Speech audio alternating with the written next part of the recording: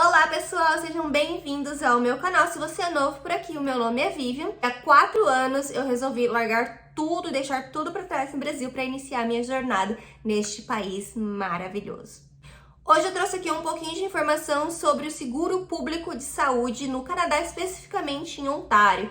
Então, Vivian, eu posso ter acesso aos médicos? Como que funciona para eu ir no médico? Quanto que eu tenho que pagar?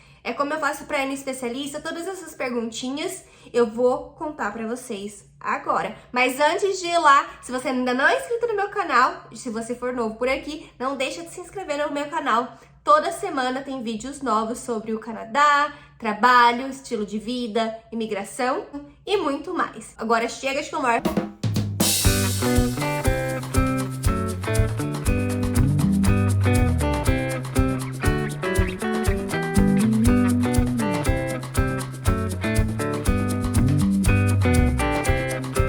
Então, para começar, o sistema de saúde aqui em Ontário, ele chama OHIP, né, que é Ontario Health Insurance Plan, e ele é público, vamos dizer assim, em termos. Ele é público, porém a gente paga aqui imposto, o imposto retido na fonte, ele é muito alto, e a gente realmente que está pagando também o sistema de saúde aqui. Então, eu acho que é um marketing enganoso, para falar a verdade.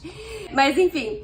Então, para começar, a primeira coisa que a gente vai discutir aqui é quem tem direito ao sistema público de saúde aqui na província de Ontário, porque não é todo mundo. Então, a gente tem aqui alguns requerimentos que você precisa entrar para saber se você é elegível ou não. Então, primeiro, você mora aqui em Ontário. Então, se você mora em Alberta, você não pode aplicar para o sistema de saúde daqui. Você tem que estar morando aqui em Ontário. E também, durante os primeiros 6 meses que você morou aqui em Ontário, você não passou mais de 30 dias fora de Ontário. Então, se nesses 6 primeiros meses você foi 2 meses e morou em Alberta, ou 2 meses voltou para o Brasil, você também não é elegível, você não pode aplicar, talvez você tenha que esperar aí mais 6 meses. E se você permanece em Ontário por pelo menos, no mínimo, 153 dias, em qualquer período de 12 meses. Então, dentro de um ano, você tem que ter ficado pelo menos 153 dias contínuos sem sair da província de Ontário.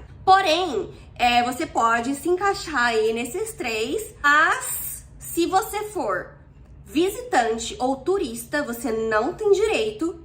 Se você for refugiado, você não tem direito, né? Solicitar estatuto de refugiado tá dizendo que não tem direito. Se você estiver fora de Ontário por mais de 153 dias dentro de um ano, você não pode, você não tem direito. Se você estiver fora de Ontário por mais de 30 dias nos primeiros 183 dias que você estiver em Ontário, você também não pode. E por último, se você for estudante estrangeiro, estudante internacional, então nós brasileiros, se a gente vir para o Canadá como estudante ou como turista, nós não temos direito a aplicar para a saúde pública aqui da província de Ontário. E outra coisa, tem que lembrar aí também, aqui diz que existe um período de espera de 3 meses até as despesas médicas ficarem cobertas pelo OHIP. Então, ou seja, você pediu o seu OHIP hoje, você só consegue usufruir do seu seguro público de saúde daqui 3 meses. Porém, você, né, durante esse período, nada te impede de solicitar um seguro de saúde privado. O seguro de saúde privado normalmente acontece muito com estudantes. Então, quando você vem estudar no Canadá, as faculdades exigem, porque o governo exige que a faculdade exija para os estudantes internacionais, você precisa fechar seguro de saúde, porque se acontecer alguma coisa aqui com você, o estudante internacional, por não ter acesso ao seguro público de saúde, fica desamparado. E aí como é que faz? Por isso que o governo exige, que a faculdade exija que você, estudante internacional, compre um seguro privado. E aí existem empresas que vão te dar esse tipo de seguro de saúde privado. Também existe o seguro saúde privado, como se fosse, eu vou chamar ele de corporativo, porque são empresas que oferecem um sistema público de saúde, você tem acessos profissionais do sistema público de saúde, porém a sua empresa pode, né, isso varia de empresa para empresa, até porque tem seguros diferentes, também te oferecer o seguro privado de saúde. Aí, Vivian, qual é a diferença? entre o público e o privado, e eu vou ler aqui para vocês, ó. O seguro público de saúde, aqui na província de Ontário, o que ele inclui? Ele inclui as consultas com médicos de família especialistas, ou seja, o que é o médico família? É o clínico geral. E aí também a maioria dos serviços de assistência à saúde de caráter básico e urgente, e inclusivamente cirurgias e hospitalizações. Então, se você precisar fazer alguma cirurgia que seja de saúde, não incluindo estética, você consegue ter acesso. E também, se você precisar fazer alguma hospitalização, você também consegue estar incluso no OHIP. Ó, aí aqui tem uma tabelinha que ele fala: o OHIP cobre a maioria dos serviços médicos de caráter básico e de urgência obtidos no Canadá, desde que sejam necessárias por razões médicas, e alguns serviços de urgência obtidos fora do Canadá. Neste caso, aplicam-se algumas regras em relação ao período de tempo que pode ser estar fora. Eu acho que se você tem o acesso ao OHIP, por exemplo, e você está, por exemplo, viajando para algum país que tem algum tipo de acordo com o Canadá, ainda o OHIP vai te cobrir mesmo você estando no exterior. O que o OHIP não cobre, ó, serviços desnecessários, como a cirurgia estética, medicamentos com receita médica, cuidados dentários e a maioria dos exames à vista. Serviços de assistência domiciliária, serviço de ambulância e assistência de longa duração fora de Ontário. Então, se você precisa comprar remédio, o OHIP ele não vai te dar um desconto, não vai deixar você, não vai te inibir de pagar o custo do seu remédio. E aí você olha pro lado, eu vou falar então, já que eu vou mencionar isso, eu vou falar um pouco do privado. Já o privado, ele cobre tudo isso que o OHIP não cobre. Então, por exemplo, o seguro privado, vou citar aqui o que eu uso, que é Manulife. E aí eu pago um valor de $60 por pessoa mensalmente, que eu pago pra mim e pro meu noivo, então eu pago $120 no mês. E aí o que está incluso? Ele, né, dependendo do seu plano aí e tal, você vai ter um valor X durante o ano que você pode usar, como se fosse um crédito, e você vai, cada vez que você vai num lugar, você vai tirando desse crédito. E esse meu plano de saúde privado da empresa, ele paga 80% dos custos dos seguintes médicos especialistas. Dentista, como ele não está incluso no público, o privado cobre. Eu, pessoa, ainda vou ter que pagar 20% do meu dentista. A minha companhia, o meu seguro privado vai pagar 80%, mas eu vou pagar 20% ainda, o que já é de grande ajuda. Segundo, medicinas alternativas, então massagem, acupuntura, fisioterapia, psicoterapia, e também, lembrando que eu tô falando aqui, mas de novo, cada seguro privado pode ser que seja um pouco diferente. E também está incluso o oftalmo. E aí, então, resumindo, ao sistema público de saúde, quem que pode, na verdade, Vivian, então?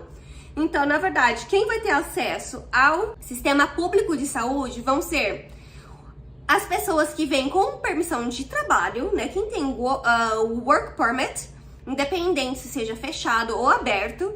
Os estudantes se você não assistiu o meu vídeo anterior, volta lá atrás no meu canal, vê o meu último vídeo que eu explico um pouco a diferença dos colleges. Por quê? Porque estudante de college público vai ter um período aí depois da graduação que esse estudante vai ganhar um visto de trabalho. Durante esse período, esse estudante está com um visto de trabalho, ou seja, você pode aplicar para o OHIP depois que você gradua e você pega esse visto de PGWP, que é o nome dele. Residentes, então se você já vem, né, com o seu PR, com o seu PR, que é a residência permanente, você também tem acesso a qualquer cidadão canadense, obviamente. Então toda essa galera aí, né, vai ter acesso ao sistema público de saúde. E aí, basicamente, como que acontece, né? Eu deixei anotado isso daqui porque achei interessante. Então, os médicos e outros profissionais de saúde cobram o OHIP, que o OHIP é uma organização, né? Um órgão. Então, o médico, como que o médico é pago, né? Então, o médico, ele vai atender e aí depois, eu chegar lá no final do mês, ele vai fazer uma continha lá, ó, atendi a Vivian, atendi fulano, ciclano e beltrano. Vai mandar como se fosse uma continha lá para o OHIP, e o OHIP vai pagar esse médico. Então você, né, como a pessoa que você tem acesso, você vai fazer uma carteirinha, ó. Ela é uma carteirinha durinha, parece um documento de identidade bem legal. E como você vai fazer isso? Você vai até num centro chamado Service Ontario. Você vai preencher um formulário que você vai encontrar na internet, né? Formulário para o HIP. Você vai preencher esse formulário e você vai para este lugar com o seu comprovante de status. O que você tem que comprovar? O seu work permit, o seu PR, sua residência permanente ou a sua cidadania. Por quê? Porque são só essas 3 pessoas que têm direito ao seguro de saúde público. Tá, aí se você vai virar pra mim e vai falar assim, Vivian, mas e se eu não for nenhum desses 3? E eu também não quiser ou não precisar, por exemplo, turista, você não é obrigado a comprar um seguro, como é o caso do estudante, né, pra você vir pra cá. Então, como turista, Vivian, o que eu posso fazer? Como que eu faço se eu precisar de um médico? Existem aqui também as walk-in clinics, que são como se fossem os UPAs, pronto atendimentos do Brasil. E, na verdade, são salinhas que ficam localizadas dentro de farmácias. Então, você entra aí, não são todas as farmácias, mas a maioria das farmácias normalmente vai estar indicando da porta. Você entra e pergunta pro farmacêutico se tem uma walk-in clinic dentro dessa farmácia. Você vai, fala que você quer ver o médico, e aí você vai precisar pagar, e normalmente eu acredito que hoje em dia você vai encontrar aí médicos, né, de $70 a $200 a consulta médica nos walk-in clinics. Agora, se você tem o OHIP, você não paga, você também pode ir na walk-in clinic, porém você também não vai pagar, você só vai chegar com seu cartãozinho, vai mostrar lá o cartãozinho, um atendimento de graça. Uma outra coisa, gente, voltando um pouquinho pro seguro privado, é que diferente do OHIP, o seguro privado também ele vai cobrir 80% do custo dos remédios. Então é isso, galera, eu espero que vocês tenham gostado desse vídeo. Espero que tenha ajudado a esclarecer alguns pontos sobre quem pode ou quem não pode aplicar, o que está incluso e o que não está, a diferença entre o seguro público e o seguro privado de saúde aqui no Canadá. E se ficou alguma dúvida aí que eu possa ajudar vocês, pode deixar aqui no comentário. Não se esqueça de curtir esse vídeo que vai me ajudar muito. É a minha jornada no Canadá. E fiquem ligados, ativem o sininho das notificações que semana que vem tem mais. Beijinho, beijinho, tchau, tchau.